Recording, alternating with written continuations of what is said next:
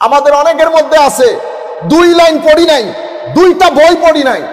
এটা আমরাও করি অনেক সময়। বক্তারা বড় বড় আলেম, পায়জামা ডিলা ধরেন, আপনাদের সিলেটের মুহাদ্দিস হাবিবুর রহমানকে আপনারা অনেকেই চিনেন।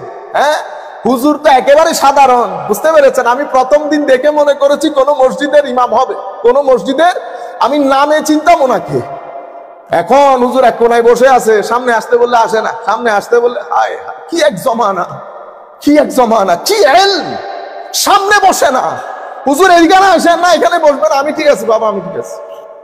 আমরা হলে যদি সামনে না বসাইতেন তাহলে আমি মসজিদ ছেড়ে চলে যাইতাম। আমার প্রটোকলের খেলাফ হয়েছে। কি ইলম, কি নূর, কি তাকওয়া। আমাকে একজনে বলছে, হুজুর মুহাদ্দিস হাবিবুর রহমান বলছেন না আপনি? উনি মুহাদ্দিস হাবিবুর রহমান। ইন্না লিল্লাহ ইন্না লিল্লাহ। আমি আল্লাহর দরবারে দোয়া করেছি, আল্লাহ এলমও সেরকম দান করো, হেলমও সেরকম দান করো, যেন লাখ সমুদ্র গিলে খেয়ে হজম করে ফেলতে পারি। মানুষ যেন না বুঝে মাওলা কি ধরনের এলম আপনি আমার সিনার ভিতরে দান করেছেন এই মুহাদ্দিস হাবিবুর রহমানের মতো। আপনারা বুঝতে পেরেছেন? এলম একটা পর্যায়ে চলে যায়, এলম একটা পর্যায়ে। মুহাদ্দিস হাবিবুর রহমানের যদি এই অবস্থা হয়, মুহাদ্দিস হাবিবুর রহমানের এই অবস্থা হয়, তখন আমরা কি বলি? ডালা দিলে দূর, জানলেও আর কি জানে, জানলেও আর কি জানে। আমি এক মজলিসের মধ্যে বসেছি, কি কারণে যেন হুজুর এলমি খিতাব শুরু করেছেন। আমাদের এখানে বক্তব্য আমরা 2 ধরনের দেই, একটা সাধারণ মজলিসের বক্তব্য, আর একটা উলামায়ে কেরামের মজলিসের বক্তব্য। উলামায়ে কেরামের মজলিসের বক্তব্য সেটা বড় একাডেমিক হয়। হুজুর মুহাদ্দিস হাবিবুর রহমান রাহমাতুল্লাহি আলাইহি ওয়া নাফা'না বিউলুমিহি ফিদ দারাইন আমিন। মাওলাই করিম হুজুরকে কবরের মধ্যে, হাসরের মধ্যে জাযায়ে খায়ের দান করুক, আমিন বলেন সবাই। উনি কি কারণে, আমি যতটুকু বুঝতে পেরেছি, হয় মজলিসের কোন মৌলভী ভিতরে ভিতরে ধারণ করেছেন, দূর এগুলা ডালা ডিলা মৌলভী, এগুলা কি জানে। হয়তো কেউ মাথার ভিতরে এটা এনেছেন, এলমি খিতাব শুরু করেছেন। এত রহস্যময়, এত সিররুল আসরার। আমাদের পুরানো যুগের আলেমদের কথা বলার একটা ঢং ছিল না, সেই ঢঙে, সেই রঙে এলমে হাদিসের উপর এমন এমন কথা বলেছেন। আপনি যদি বলেন হুজুর কোন কিতাব থেকে বলতেছেন বলেন, আলেমরাই কথা বলে না, এগুলাকে এলম বলে, এগুলা আপনার এক্সপিরিয়েন্স। কিন্তু আমাদের মতো মৌলভী বা সাধারণ 2টা কিতাব পড়া, বাংলাতে 2টা বই পড়েছেন, 3টা বই পড়েছেন, হুজুর ভুল করেছে, ভুল ধরেছেন, এগুলা বেয়াদবি। এগুলা কি? বেয়াদবি। শয়তান এই কাজ করেছে। আদম আলাইহিস সালামকে সিজদা দেওয়ার কথা যখন বলা হয়েছে, উসজুদু লি আদম, তো তার মধ্যেও তো কিছু আলম খালাম ছিল। আনা খায়রুম মিনহু, আমি তার চেয়ে ভালো, আমি তার চেয়ে উত্তম, আমি কেন তাকে সিজদা করব? ফেরেশতারা কিন্তু এই কথা বলেন নাই। ফেরেশতারা বলেছেন সুবহানাকা লা ইলমা লানা ইল্লা মা আল্লামতানা। মাওলা আপনার পবিত্রতা, যা আপনি দান করেছেন এর চেয়ে বেশি আমরা কোনো কিছুই জানি না। জানলে অনেক কিছু, না জানলে কোনো কিছুই না। জানার কারণে, আমি গতবার হযরত ইবনে জুরাইজের কথা বলেছি, যখন জেনে গেছে আপনার খানেকা স্বর্ণ দিয়ে বাঁধাই দেই, যখন জেনে গেছে ইউসুফ আলাইহিস সালাম যাকে গোলাম গোলাম বলতো সবাই, জানার পরে বলছো বাহ, এটা তো মানুষও না, এটা আল্লাহর নৈকট্য প্রাপ্ত কোন ফেরেশতা হবে। আমাদের কারো মাধ্যমে মাহফিল গুলাতে এই আলোচনাটা হয় না। যখন আমরা কোনো আল্লাহর ওলির কথা বলি তখন আমরা কারামত দিয়ে শেষ করে দিই। সাধারণ মানুষ মনে করে ওনারা শুধু কারামত দেখাইছেন, আর কোনো কাজ করেন নাই। শেখ আব্দুল কাদের জিলানী রাদিয়াল্লাহু তাআলা আনহু, আমরা যখন বলি না রাদিয়াল্লাহু তাআলা আনহু, কেন বলি রাদিয়াল্লাহু তাআলা আনহু? কোরআনে পাকের মধ্যে এসেছে, প্রত্যেক ইমাম খতিব যখন জুমার খুতবা পড়েন তখন কি বলেন? রাদিয়াল্লাহু আনিস সাহাবাতে ওয়াত তাবিঈন ওয়াল্লাযীনা তাবাউহুম বিইহসানিন ইলা ইয়াউমিদ্দিন। আল্লাহ রাব্বুল আলামিন সন্তুষ্ট হোক সাহাবায়ে কেরামের উপর, তাবিঈন, তাবিউত তাবিঈন এবং কিয়ামত পর্যন্ত ওই বুজুর্গানে দিন যারা তাদের নকশে কদমের উপর চলে, নকশে কদমের উপর চলে, এদের উপর আল্লাহ সন্তুষ্ট। তবে কোরআন শরীফের মধ্যে আল্লাহ বলছেন পূর্ববর্তীতে এর সংখ্যা অনেক বেশি ছিল, পরবর্তীতে সংখ্যা অনেক কম। আল্লাহ তাদের উপর সন্তুষ্ট, তারা আল্লাহর উপর সন্তুষ্ট। এবং আমার আল্লাহ কোরআন শরীফের আরো অসংখ্য আয়াত আল্লাহ তাদেরকে আহলুজ জিকির বলেছেন, আহলুজ জিকির বলেছেন। তাদের সিনা ভিতরে আল্লাহ নূর দান করেছেন বলেছেন কোরআনে পাকের মধ্যে। সেই হিসাবে কেউ যদি মনে করে আমি রাদিয়াল্লাহু তাআলা আনহু না বলে রাহমাতুল্লাহ আলাইহি বলবো, তো আমরা তো বিনয়ের সাথে জিজ্ঞাসা করতে পারবো তাবেঈনদের পরে আপনার লিস্টিতে কার কার নাম আছে যাদেরকে আপনারা রাদিয়াল্লাহু তাআলা আনহু বলতে পারবেন? লিস্টের মধ্যে হয়তো ফারাক থাকতে পারে, কিন্তু ওলি বুজুর্গ যারা, যাদের জিন্দেগি দ্বীন ইসলামের খেদমতের মধ্যে অতিবাহিত করেছেন, যাদেরকে আমরা আল্লাহর ওলি বলি, যাদের ব্যাপারে আল্লাহ রাব্বুল আলামিন কোরআনে পাকের মধ্যে বলেছেন লা খাউফুন আলাইহিম ওয়া লা হুম ইয়াহজানুন, তাদেরকে উলামায়ে কেরাম, উলামায়ে উম্মত 1400 বছর ধরে, এগুলা তো ইলমি বিষয়, একাডেমিক যেই কোনো কিতাব আপনি খুলবেন, ফিকার কিতাব, হাদিস কি বলে ওয়াকালা রাদিয়াল্লাহু তাআলা আনহু। যাই হোক, কারো যদি আপনাদের ভালো না লাগে না বলবেন, কিন্তু অন্যদের সাথে কথাবার্তা বলে আমরা কোনো ফিতনা ফাসাদের মধ্যে যাব না। সম্মানিত উপস্থিতি, শেখ আব্দুল কাদের জিলানী রাদিয়াল্লাহু তাআলা আনহু উনি যখন বাগদাদ শরীফে চলে আসেন, আপনারা জানেন সত্য কথা বলার কারণে ডাকাত দল ইসলাম কবুল করছে। আসলে এটা এভাবেই প্রচলিত, কিন্তু ডাকাত দল যারা ডাকাতি করতে গেছে তারা কি তাদের জীবনে সত্য কথা বলতে শুনে নাই?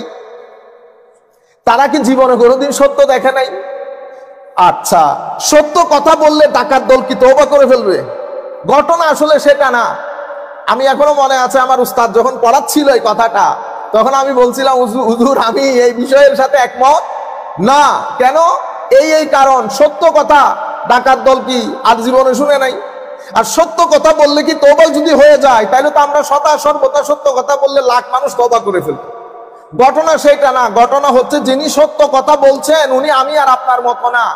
উনার চোখের দেখার তাসির আছে, উনার সোহবতের একটা দাম আছে, উনার সোহবতের একটা রিফ্লেকশন আছে, উনার সোহবতেরও একটা তাসির আছে। উনি আলে বাইতে রাসূল ছিলেন, মায়ের দিক থেকে বাবার দিক থেকে দেখতে অসম্ভব নুরানি ছিলেন।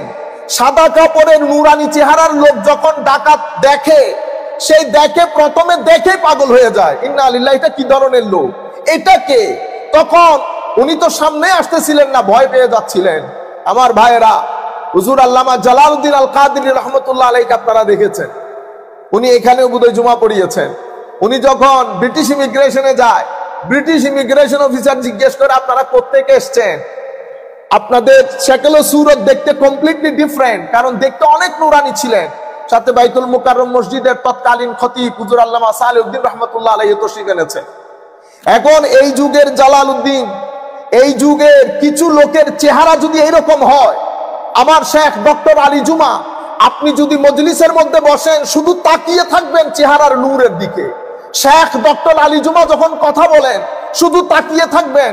আমি অসংখ্য নন মুসলিম ব্রিটিশদেরকে দেখেছি, যারা যখন আজহার মসজিদ ভিজিট করতে আসতেন, তারা শুধু গামছা কি বলে উড়না পেঁচিয়ে হুজুর ডক্টর আলী জুমার মজলিসে বসে থাকতেন, শুধু ওনার দিকে তাকিয়ে থাকতেন। চেহারা আজীব এক জিনিস। আপনার সিনার ভিতরে যে নূর আপনি ধারণ করবেন, সেটা আপনার চেহারা দিয়ে প্রস্ফুটিত হবে। সেই কারণে বলা হয় face is the index of mind, face is the mirror of mind. আপনার ভিতরে কি আছে সেটা আপনার চেহারার আয়না দিয়ে মানুষ দেখতে পায়। এখন আপনি এই সৌন্দর্য এক পাশে, তদানীন্তন যুগে শেখ আব্দুল কাদের জিলানী রাদিয়াল্লাহু তাআলা আনহু, যার মা বাবা ফুফু খালা খালু নানা নানি সবাই যুগের মস্ত বড় বুজুর্গানে দিন ছিলেন। মায়ের দিক থেকে বাবার দিক থেকে নজিবুত তারাফাইন ছিলেন আলে বাইত রাসূল।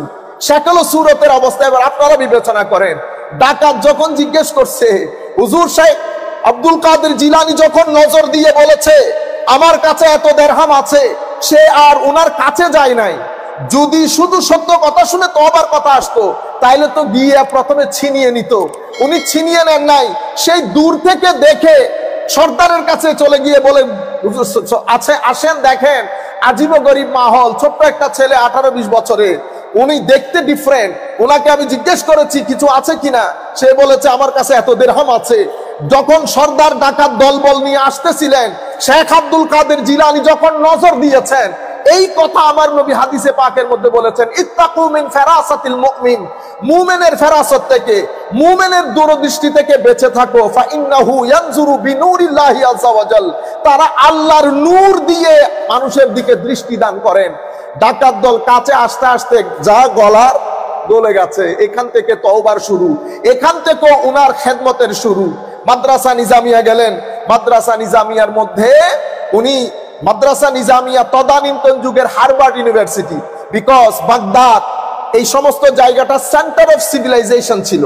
সেন্টার অফ সিভিলাইজেশন হওয়ার কারণে মাদ্রাসা নিজামিয়া এটা পৃথিবী বিখ্যাত একটা সিটি অফ নলেজ ছিল। কুল কায়নাত থেকে বড় বড় জ্ঞানী গুণীজন স্কলার্সগণ মাদ্রাসা নিজামিয়ার মধ্যে যেতেন। প্রত্যেকের একটা আশা থাকতো আমি মাদ্রাসা নিজামিয়ার মধ্যে পড়বো, যেভাবে অক্সফোর্ড, ক্যামব্রিজ, হার্ভার্ডের বর্তমান অবস্থা। উনিও সেখানে চলে গেছেন, ভর্তি মিলে গেছে, স্টুডেন্ট হলের মধ্যে থাকতেন। কিন্তু না যেই টাকাটা মাসের খরচের জন্য দিতেন, টাকা আসার উনি এই টাকাটা গরিব ছাত্রদের মধ্যে বন্টন করে দিতেন। শেষ পর্যন্ত হোস্টেল থেকে বের করে দেওয়া হয়, কারণ টাকা দিতে পারতেছিলেন না। বনে জঙ্গলে থেকে গাছের পাতা খেয়ে নিরবিচ্ছিন্ন ভাবে এলমে দ্বীন অর্জন করেছেন। সাথে রাতের সিজদা এবং দর্স, এই দুইটা মিলে শেখ আব্দুল কাদের জিলানী রাদিয়াল্লাহু তাআলা আনহুকে বেলায়েতের চরম শিখরে আরোহণ করেন। উনি বলেন দারাস্তুল ইলমা হাত্তা সারতু কুতুবা, আমি ইলম শিখতে শিখতে, নলেজ শিখতে শিখতে আল্লাহ রাব্বুল আলামিন আমাকে কুতুবিয়তের মর্যাদা দান করেছেন। কুতুবিয়ত মানে সমস্ত ওলিদের principal, top most senior post, সেই মর্যাদা আল্লাহ আমাকে দান করেছেন। এর পরবর্তীতে যখন, অনেক লম্বা কথা, উনি যখন দর্স দেওয়ার সময় হয়েছে তখন উনি, কারণ উনি তো ইরানের লোক, ভালো করে আরবি বলতে পারে না, যেভাবে আমরা ভালো করে ইংরেজি বলতে পারি না, নন ইংলিশ হওয়ার কারণে এখন উনি বক্তব্য দিতে আসেন না নেটিভ স্পিকারের সামনে। স্বপ্নে দেখেন আমার নবী সাল্লাল্লাহু আলাইহি ওয়াসাল্লাম বলছেন, মহিউদ্দিন তাকরীর শুরু করো, মানুষকে দ্বীনের পথে আহ্বান করো। তখন আপনারা জানেন মুসলমান দুনিয়া দুই ধরনের সমস্যা ফেস করতেছিলেন। একটা মুসলমান শাসকের পক্ষ থেকে অতি মাত্রায় দুনিয়াদার শাসক, দুনিয়া, টাকা পয়সা, লোভ লালসা তখন মুসলিম উম্মাহকে ঘিরে ফেলেছে। মুসলিম শাসন পতনের পথে, ফলিং ডাউন শুরু হয়ে গেছে। এদিকে নন মুসলিমদের, এদিকে গ্রিক ফিলোসফি এবং বিভিন্ন ধরনের প্রচার প্রচারণা, সব দিক মিলিয়ে একটা দারুণ খেদমত, যেটা রুহানি খেদমত হবে, সেই খেদমতের প্রয়োজন ছিল। হুজুর শেখ মহিউদ্দিন আব্দুল কাদের জিলানী স্বপ্নের মধ্যে বলেন, হুজুর আমি তো নেটিভ স্পিকার না। তখন আমার নবী সাল্লাল্লাহু আলাইহি ওয়াসাল্লাম 7 বার আমার নবীর নুরানি থুতু মুবারক, যেটা আবু হুরায়রা রাদিয়াল্লাহু তাআলা আনহুকে আল্লাহ রাসূল দান করেছেন। যখন হযরত আবু হুরায়রা বলতেছেন, ইয়া রাসূলুল্লাহ যা কিছু শিখি বেশিরভাগ জিনিস ভুলে যায়, ইয়া রাসূলুল্লাহ কি করা যায়? আমার নবী বলছেন, আবু হুরায়রা চাদর বিছিয়ে দাও। আবু হুরায়রা গায়ের চাদর বিছিয়ে দিলেন। আমার নবী থুতু মুবারক দিলেন, আবু হুরায়রা সেটা নিয়ে বুকের মাঝে লাগালেন। হাদিসে পাকের মধ্যে এসেছে, সেই দেরি থেকে হযরত আবু হুরায়রা বলছেন, যা কিছু আমার নবীর কাছ থেকে শুনেছি একটা শব্দ আমি ভুলে যাই নাই। সেই কারণে পরে ইসলাম গ্রহণ করার পরেও হাদিস বর্ণনার ক্ষেত্রে সবচেয়ে বেশি সংখ্যক হাদিস হযরতে আবু হুরায়রা রাদিয়াল্লাহু তাআলা আনহুর। এই থুতু মুবারক হুজুর শেখ আব্দুল কাদের জিলানী রাদিয়াল্লাহু তাআলা আনহুকে আমার নবী দান করেছেন। এর পরের দিন হযরত আলী কাররামাল্লাহু ওয়াজহাহুল কারীম, যাকে আমার নবী বলেছেন, আনা মদিনাতুল ইলম, I am the city of knowledge, wa aliyun babuha, and Ali karramallahu wajhahul karim is the door of that city of knowledge. হযরত আলী রাদিয়াল্লাহু তাআলা আনহুকে স্বপ্ন দেখলেন, হযরত আলী 6 বার ওনার মুখে থুতু দিলেন। হুজুর বলছেন, হুজুর 7 বার দিবেন না? কোনা আমার নবী 7 বার দিয়েছেন, আমিও 7 বার দিলে আদবের খেলাফ হবে। সেই তারিখ থেকে, তারপরের দিন থেকে উনি তকরির শুরু করলেন। তকরির বলতে দার্স, আমাদের মতো না কিতাবপত্র খুলে দার্স দেওয়া। 10 জন 20 জন স্টুডেন্ট আস্তে আস্তে কারা আসে? সময়ের মুহাদ্দিস, মুফতি, মুফাসসির, বড় বড় আইনবিদ, বড় বড় ভাষাবিদ। আস্তে আস্তে দেখতে না দেখতে কিছু মাসের মধ্যে প্রত্যেক বর্ণনাকারী শেখ ইবনে হাজার আসকালানী রাদিয়াল্লাহু তাআলা আনহুর মতো ব্যক্তি সহ সবাই বলছেন, সেই যুগে শেখ আব্দুল কাদেরের সিটিং অফ নলেজের মতো এত বড় মাজমা পৃথিবীতে আর কোথাও ছিল না। এক মাজমার মধ্যে 70,000 লোক বসতেন এবং বলা হচ্ছে প্রথম কাতারের লোক যেভাবে শুনতেন, শেষ কাতারের লোকও ঠিক সেভাবে শুনতেন। এখানে ইবনে জৌজির মতো যুগের শ্রেষ্ঠ মুহাদ্দিস হুজুর শেখ আব্দুল কাদের জিলানী রাদিয়াল্লাহু তাআলা আনহুর মজলিসে বসেছেন। এভাবে মসজিদ চলতে লাগলো। সপ্তাহে 3 দিন পড়াতেন, সপ্তাহে 3 দিন পড়াতেন। এখানে হাদিস পড়াতেন, ফিকহ, তাফসীর, ইসলামিক ক্লাসিক্যাল সায়েন্সের সমস্ত সাবজেক্ট। অসংখ্য বড় বড় আলেম মাঝে মধ্যে এসে ওনার এলম চেক করতেন। মানুষের কাছে যখন শুনতেন, আমাদের সবার মধ্যে আছে, হুজুর কি জানে, হুজুর কি জানে। তো মজলিসের মধ্যে যখন বসে পেশ খায়া যায়, তখন বলে না হুজুর অনেক জানে, হুজুর অনেক।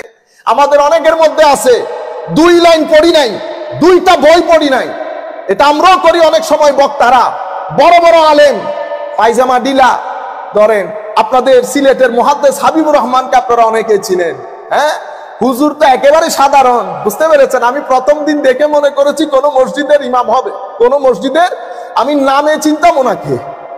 এখন হুজুর এক কোনায় বসে আছে, সামনে আসতে বললে আসে না, সামনে আসতে বললে হায় কি এক জমানা, কি এক জমানা, কি ইলম, সামনে বসে না। হুজুর এইখানে আসেন না, এখানে বসবেন। আমি ঠিক আছে বাবা, আমি ঠিক আছে। আমরা হলে যদি সামনে না বসাইতেন, তাহলে আমি মসজিদ ছেড়ে চলে যাইতাম। আমার প্রটোকলের খেলাফ হয়েছে। কি ইলম, কি নূর, কি তাকওয়া। আমাকে একজনে বলছে, হুজুর মুহাদ্দিস হাবিবুর রহমান বলছেন না আপনি? উনি মুহাদ্দিস হাবিবুর রহমান। ইন্না লিল্লাহ ইন্না লিল্লাহ। আমি আল্লাহর দরবারে দোয়া করেছি, আল্লাহ এলমও সেরকম দান করো, হেলমও সেরকম দান করো, যেন লাখ সমুদ্র গিলে খেয়ে হজম করে ফেলতে পারি। মানুষ যেন না বুঝে মাওলা কি ধরনের এলম আপনি আমার সিনার ভিতরে দান করেছেন এই মুহাদ্দিস হাবিবুর রহমানের মতো। আপনারা বুঝতে পেরেছেন, এলম একটা পর্যায়ে চলে যায়, এলম একটা পর্যায়ে। মুহাদ্দিস হাবিবুর রহমানের যদি এই অবস্থা হয়, মুহাদ্দিস হাবিবুর রহমানের এই অবস্থা হয়, তখন আমরা কি বলি? ডালা দিলে দূর, জানলেও আর কি জানে, জানলেও আর কি জানে। আমি এক মজলিসের মধ্যে বসেছি, কি কারণে যেন হুজুর এলমি খিতাব শুরু করেছেন। আমাদের এখানে বক্তব্য আমরা 2 ধরনের দেই, একটা সাধারণ মজলিসের বক্তব্য, আর একটা উলামায়ে কেরামের মজলিসের বক্তব্য। উলামায়ে কেরামের মজলিসের বক্তব্য সেটা বড় একাডেমিক হয়। হুজুর মুহাদ্দিস হাবিবুর রহমান রাহমাতুল্লাহি আলাইহি ওয়া নাফা'না বিউলুমিহি ফিদ দারাইনি আমিন। মাওলাই করিম হুজুরকে কবরের মধ্যে, হাসরের মধ্যে জাযায়ে খায়ের দান করুন, আমিন বলেন সবাই। উনি কি কারণে, আমি যতটুকু বুঝতে পেরেছি, হয় মজলিসের কোন মৌলবী ভিতরে ভিতরে ধারণ করেছেন, দূর এগুলা ডালা ডিলা মৌলবী, এগুলা কি জানে। হয়তো কেউ মাথার ভিতরে এটা এনেছেন, এলমি খিতাব শুরু করেছেন। এত রহস্যময়, এত সিররুল আসরার। আমাদের পুরানো যুগের আলেমদের কথা বলার একটা ঢং ছিল না, সেই ঢঙে, সেই রঙে এলমে হাদিসের উপর এমন এমন কথা বলেছেন। আপনি যদি বলেন হুজুর কোন কিতাব থেকে বলতেছেন বলেন, আলেমরাই কথা বলে না, এগুলাকে এলম বলে, এগুলা আপনার এক্সপিরিয়েন্স। কিন্তু আমাদের মতো মৌলবী বা সাধারণ 2টা কিতাব পড়া, বাংলাতে 2টা বই পড়েছেন, 3টা বই পড়েছেন, হুজুর ভুল করেছে, ভুল ধরেছেন, এগুলা বেয়াদবি। এগুলা কি বেয়াদবি?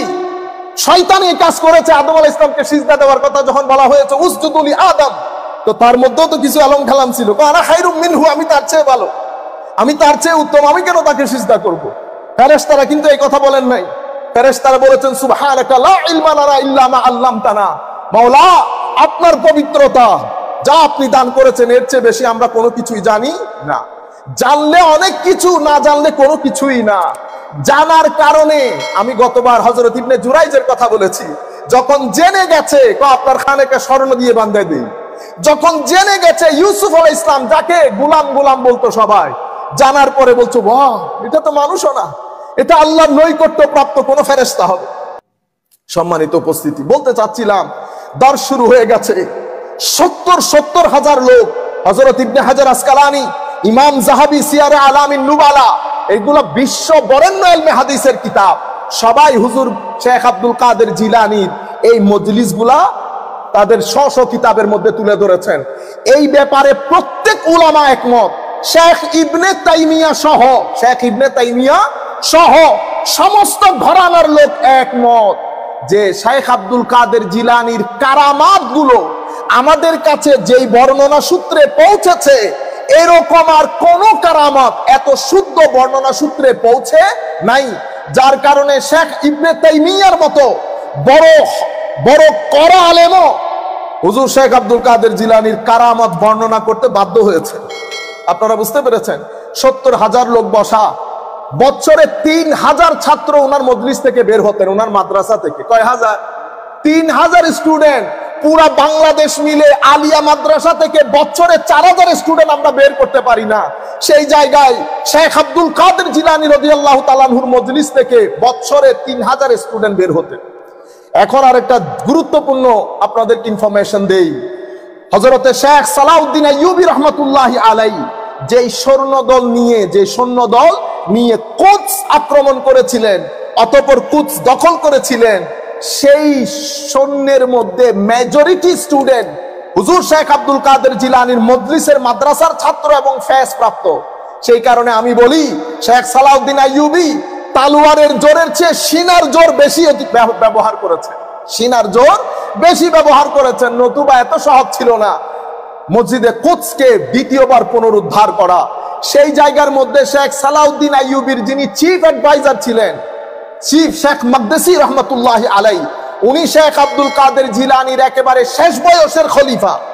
শেখ আব্দুল গনি মাকদেসি রহমতুল্লাহ চাচা ভাই, দুইজনই শেখ আব্দুল কাদের জিলানীর শেষ বয়সের ছাত্র। যা ইনকাম হতো ছাত্রদের জন্য মজলিসের মধ্যে, ছাত্রদের হোস্টেলের মধ্যে ব্যয় করে দিতেন। শেখ আব্দুল গনি মাকদেসি রহমতুল্লাহ আলাই বলছেন, হাম্বলি মযহাবের বিশ্ব বরেণ্য মুহাদ্দিস, উনি বলছেন, আমি এক রাতে দেখলাম শেখ আব্দুল কাদের জিলানী রাতের অন্ধকারে উঠে ল্যাম্প, একেবারে ছোট্ট একটা লাইট জ্বালিয়ে মাদ্রাসার ছাত্রদের খেদমত করছেন, মাদ্রাসার ছাত্রদের খেদমত করছেন। এটা আজীব এক জজবা। আমি কিছুদিন আগে আমার উস্তাদ শেখ ইমামুল আকবর আজহার বিশ্ববিদ্যালয়ের, যাকে চ্যান্সেলর এবং প্রেসিডেন্ট এবং ইমামুল আকবর বলা হয়, কুল কায়নাতের অফিসিয়ালি যাকে পৃথিবীর সবচেয়ে বড় আলেম ধরা হয়, আমাদেরকে সেকেন্ড ইয়ারে পড়াতেন। উনি তখন ফ্রান্সের সারবুন থেকে নতুন নতুন আজহার ইউনিভার্সিটিতে জয়েন করেছেন। ওনাকে জিজ্ঞেস করা হয়েছে, হুজুর আপনার শেষ বয়সের আশা কি? তো আমার ইচ্ছা হচ্ছে আমার গ্রামে গিয়ে ছাত্রদেরকে কোরআন শরীফ পড়ানো, এবং আমি চাইবো আমার কোরআন শরীফ পড়াতে পড়াতে যেন আল্লাহ আমাকে খাতমা বিল খায়র করেন। আপনারা এই আজীব খেদমত হযরতে শেখ আব্দুল কাদের জিলানী রাদিয়াল্লাহু তাআলা আনহু আঞ্জাম দিয়েছেন। এই কারণে ইমাম ইয়াফঈ বলেন, বেদায়াতুন নেহায়ার মধ্যে ইমাম ইবনে কাসির বলেন, আমি শুধু ইবনু রজব হাম্বলি বিশ্ব বরেণ্য মুহাদ্দিস, উনি বলছেন, কানা হুয়া জাহিদ শাইখুল আসর কুদওয়াতুল আরিফিন সুলতানুল মাশায়েখ সৈয়দ আহলি তারিকা মহিউদ্দিন আবু মুহাম্মদ সাহিবুল মাকামাতি ওয়াল কারামাতি ওয়াল উলুমি ওয়াল মাআরিফ ওয়াল আহওয়ালিল মাশহুরা। হযরতে শেখ ইবনু রজব হাম্বলি ওনার আত-তাবাকাত কিতাবের মধ্যে বলছেন, শেখ আব্দুল কাদের জিলানী ওনার সময়কালে ওনার কোনো মেসাল ছিল না, এলমের দিক থেকে, হেলমের দিক থেকে, তাকওয়ার দিক থেকে, তরিকতের দিক থেকে, সকল দিক থেকে। কিন্তু আনফরচুনেটলি এটা হয় বিদেশি লোকের ষড়যন্ত্র এবং আমাদের মতো লোকের রং প্রেজেন্টেশনের কারণে এত বড় একটা এলমি খাজিনা থেকে আমরা অনেক মানুষ বঞ্চিত। আমরা শেখ আব্দুল কাদের জিলানী শুনলে পাশেও যেতে চাই না। আমি আপনাদেরকে বলি, উনি উনার কিতাব থেকে উনার তরিকা জানেন, আমাদের ম্যাক্সিমাম লোক জানেও না। হুজুর গৌসুল আজম যখন মুরিদ বলেছেন, মুরিদ কাকে বলেছেন বুঝতে পেরেছেন? যেমন উনাকে আমাদের শিবহুল কারাতিল হিন্দিয়ার মধ্যে গৌসুল আজম বলা হয়। আমাদের অনেক ভাই ডিসএগ্রিমেন্ট থাকতে পারে, কিন্তু আপনি যদি গৌসুল আজম শব্দটাকে শিরক পর্যন্ত নিয়ে যান, তো এত বড় বড় স্কলার যে শব্দটা ব্যবহার করেছেন, না জেনে ব্যবহার করেছেন। তো আমি একজনকে বলেছি, গৌসুল আজম, আল গৌস মানি সাহায্যকারী, আজম মানি বড়, বড় সাহায্যকারী, বড় সাহায্যকারী মানে দ্বীনের বড় সাহায্যকারী। আপনি আল্লাহকে কেন নিয়ে আসছেন? আল্লাহ তো আল্লাহই, আল্লাহ তো সবার স্রষ্টা। যদি এই শব্দগুলোর মাধ্যমে শিরক হয়, তো আপনি হযরতে আবু বকর সিদ্দিককে কি বলেন? সিদ্দিকে আকবর বলেন না? সিদ্দিক মানি সত্যবাদী, আকবর মানি সবচেয়ে বড়। তো সিদ্দিকে আকবর মানি দ্য গ্রেটেস্ট ট্রুথফুল। তো গ্রেটেস্ট ট্রুথফুল কে কোরআনে পাকের ভাষায় ওয়ামান আসদাকু মিনাল্লাহি কিলা, সবচেয়ে বড় সত্যবাদী হচ্ছেন আল্লাহ। তো আবু বকর সিদ্দিককে সিদ্দিক আকবর বললে শিরক হয়ে যাবে? না না না। আমরা দুনিয়ার পার্সপেক্টিভে আমরা বলি, আমরা ফারুক হযরত উমর রাদিয়াল্লাহু তাআলা আনহুকে কি বলি? ফারুকে বলেন, ফারুকে আযম, সবচেয়ে হক বাতিলের মাঝে ফারাক সৃষ্টিকারী। তো হক বাতিলের মাঝে সবচেয়ে বড় ফারাক সৃষ্টিকারী আমার আল্লাহ, কিন্তু আমরা ফারুকে আযম বলি।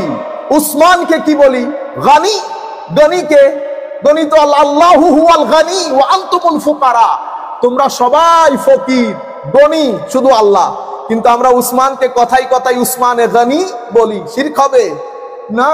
এটা তো মেটাফরিক্যালি আমরা আমাদের পার্সপেক্টিভ থেকে বলি। আপনারা বুঝতে পেরেছেন?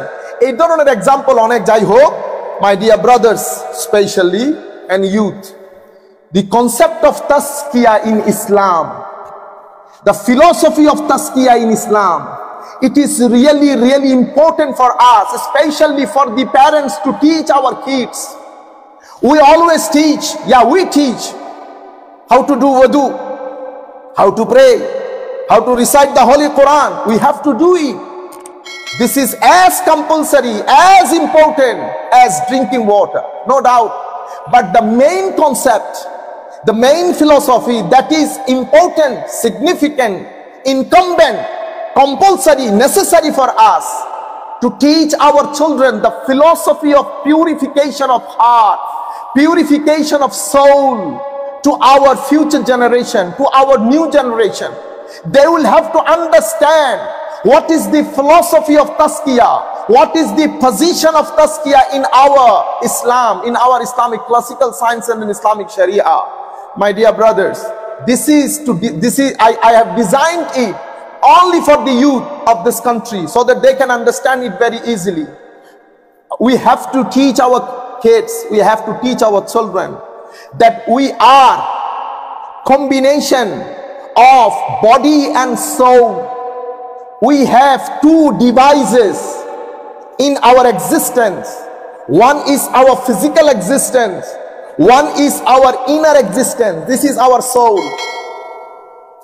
If we want to have a balanced life, healthy life, systematic life, then we have to give importance, we have to look after both device of our existence.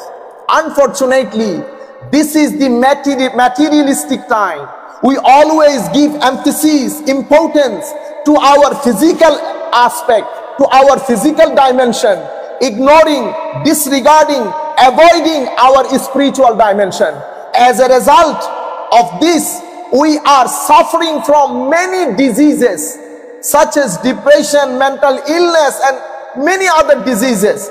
We have no solution for it. Our children are suffering. Our children are committing suicide. Our children are behaving in a very, very unnatural, which is, you can say, like a machine. They are not naturally behaving because we are disregarding their soul. Why Allah subhanahu wa ta'ala, when He sent prophet, messengers, gave them 4 main responsibilities: recitation, purification, and education. Purification, Allah subhanahu wa ta'ala has given not many importance on it. So what is purification? My dear brothers, in this world, Allah subhanahu wa ta'ala in Surah Ash-Shams, you see what Allah subhanahu wa ta'ala said: وَالشَّمْسِ وَضُحَاهَا. 2 qasam, Allah subhanahu wa ta'ala in this verse, 2 qasam. وَالْقَمَرِ إِذَا طَلَاهَا. 3 qasam. Allah subhanahu wa ta'ala taking oath and doing qasam, swearing by the day, by the shams, by the moon, by the night. وَالنَّهَارِ إِذَا جَلَّاهَا, again. وَاللَّيْلِ إِذَا يَغْشَاهَا, another swear. وَالسَّمَاءِ وَمَا بَنَاهَا وَالْأَرْضِ وَمَا طَحَاهَا وَنَفْسِ وَمَا سَوَّاهَا. Up till this, Allah subhanahu wa ta'ala swearing by many of the signs of His creation, like the sun, like the day, like the moon, like the night. Then finally He was saying, فَأَلْهَمَهَا فُجُورَهَا وَتَقْوَاهَا. I have put fujur, good and bad, in your heart, in your soul. قَدْ أَفْلَحَ مَنْ زَكَّاهَا. Successful are those who purifies their soul from all bad propensities, from all bad energies. After 11 qasm, Allah subhanahu wa ta'ala saying this fact. Now this is really easy for us to understand how important it is to purify our soul. What is the purification? Time is very short. I will finish in 3 minutes. The whole world, Allah subhanahu wa ta'ala put good and bad in this world. Khair and shar. Khair and shar. Allah subhanahu wa ta'ala had blessed us 5 faculty of senses, senses of perception. They are the tunnel connected to our soul. If you purification means I have to use my eyes to gain good energy, positive energy for my soul. So I have to look at the good things. If I look at my parents, good energy. If I look at the beauty of this world, good energy. If I look at the Quran, good energy. If I look at our elderly person with due respect, good energy. But if we constantly use Facebook and all other means of communication, even if I do it, so I am earning, gaining bad energy. So by my eyes, I have to understand throughout the day how much good energy I earn for my soul, or how much bad energy I earn my soul. This is how my hands, good or bad. If good energy will be passed onto your soul. If bad energy will be passed onto your soul. As a result, and our tongue. If you backbite, what we do generally at our home. So backbiting, arrogance, using abusive language, all these add or convey the bad energy to your soul. So this is how 5 faculty of senses, if I can make sure that I am using it positively, then positive energy. Positive energy is nur. If I use it negatively, then negative energy. Negative energy is just black dotted, black spot. Now what is purification? Purification is, if I earn bad energy, I have to pray, I have to do wudu, I have to recite Quran, so that I may able to remove all bad energies from my soul. If your soul is full of bad energy, you cannot protect yourself from depression. I am not talking about your grave. I am not talking about your death. I am not talking about the day of judgment. I am talking about a good life in this world. If I want to have a good life, the only way is to protect our soul from the negative propensities, negative energies. If negative energies in my soul, nobody will be able to protect you from depression, mental illnesses and all other diseases. If you want to protect, if I want to protect, I have to earn good energy as much as we can. Good energy will come to your soul if you recite Holy Quran, if you pray 5 times a day, if you be respectful to your parents, if you are polite, if you are submissive, if you have a good behavior, if you are a cooperative, these all good things will give you good energies. Then you will be energetic physically as well as spiritually. You have physical energy, but you are committing suicide. You have physical energy, but you are reactive. You have physical energy, but you have no family life. You have physical energy, but you are not patient. You have physical energy, you are not respectful. That means physically you are strong, spiritually you are weak. We have to make a balance. That's why Allah subhanahu wa ta'ala said, وَنَفْسٍ وَمَا سَوَّاهَا فَأَلْهَمَهَا فُجُورَهَا وَتَقْوَاهَا. I would request all my parents for their children to have good energy, positive energy. Please bring your children in the masjid. Make sure at home you reciting Quran. Make sure at home you doing zikr. Mindfulness is very important. Our heart, we don't have mindfulness. We are occupied of so many things. That's why I call internet, net. The net surrounds us. Net made us heedless. Allah subhanahu wa ta'ala enable us, give us tawfiq to understand this reality and to teach and educate and give tarbiyah to our children. Jazakumullah khairal jaza fid darain.